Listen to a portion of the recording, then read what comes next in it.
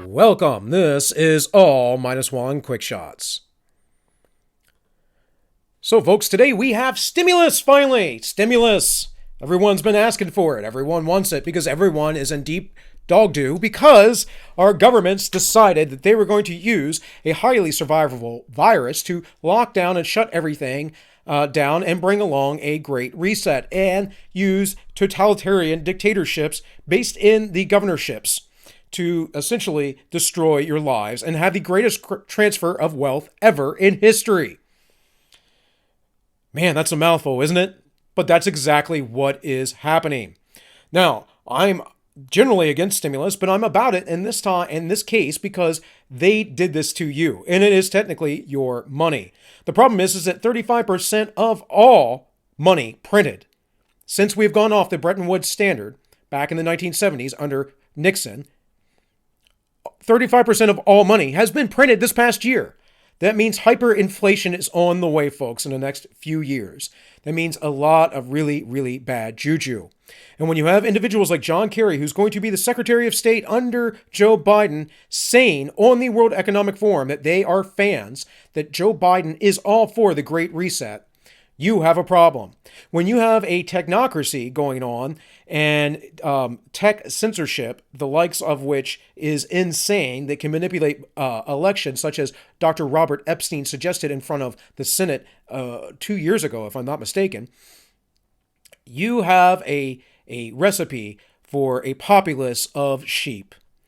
And so why did they give you this little measly $600 per person and another per child if you have them? Well, to keep you from rioting. They know the left's going to riot. The left's going to be crazy no matter what. The people on the right are eventually going to get quite frustrated as they continue to lose their freedoms. And as they lose their jobs and get evicted from their homes due to no fault of their own. And folks, if you still believe that this pandemic is serious, I mean, I understand people have died, but I just did or will be doing, you will see, a study on these excess deaths. There is a lot of data to suggest that we're actually on point, on track for what we normally would have. And one of the things that they do with excess deaths is a year or two later, they look at people who probably would have died within that year and they take them off that excess death count. So you're being lied to hardcore. You're being very much manipulated. And you might say, well, Bill, you just don't understand. These are the experts. No, I understand. I know that I'm quite intelligent and that I have a not the highest IQ. I'm no genius, but I have a high enough IQ where I can read data and understand scientific papers and literature, and I can compare it to things in the past and not all of a sudden all this present data that just it comes out of nowhere. But anyways, back to the stimulus thing. So, I mean, is that good for folks? Yes. Where's most of the money going? It's not going into your pocket, though. It's going to corporations that are already doing quite well. George Clooney was calling for a bailout of theaters. Bailout of theaters is essentially a bailout of Hollywood's. George Clooney is a multimillionaire and basically a jerk, in my opinion. Like, what is wrong with you? What are you doing for the folks who are of average income, medium household income, at that 55, 60,000 K a year place? Those families who are basically lower middle class. Those of you who are just straight middle class or upper middle class, you're not going to have a ton to worry about, although you're going to find out real quick that you ignoring these things is going to impact you and your families and your children and eventually your grandchildren as we remold and remake and destroy our Constitution here in the United States. You're not going to like it. And I think you're a bunch of fools for going along with it.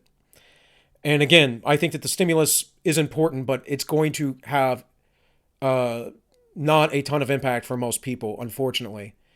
I hate to be so pessimistic as well on my channel, because I really am not generally a pessimistic person, but I believe I'm just being real.